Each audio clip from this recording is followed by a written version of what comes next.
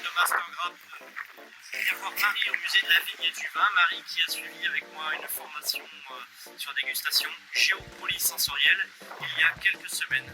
Allons-y.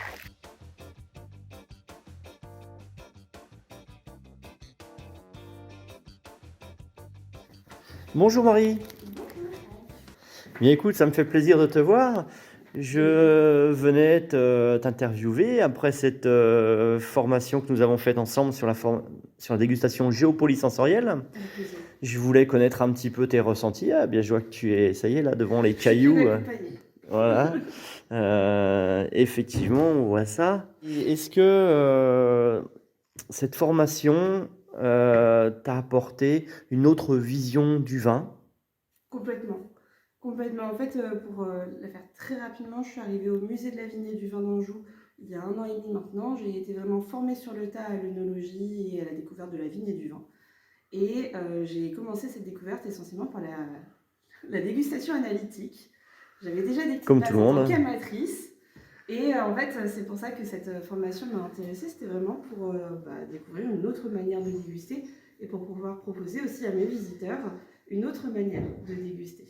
Donc oui, ça m'a apporté beaucoup de nouvelles connaissances et de pratiques aussi. Connaissais-tu ces modes de dégustation, la dégustation intuitive et la dégustation géosensorielle? Seulement de nom, je n'y avais jamais été formée avant. Ce qui fait que ça a été une découverte totale. Et ça, oui, c'est vrai que ça demande un petit effort quand même de mettre de côté tous les modes de dégustation qu'on nous a appris. Ces repères. C'est ça, de laisser les repères de base de côté et de repartir de zéro sur une toute nouvelle technique. Lâcher prise. C'est ça, le lâcher prise, exactement. Très bien. Si tu devais résumer cette expérience en 3 mots. Je dirais sensoriel.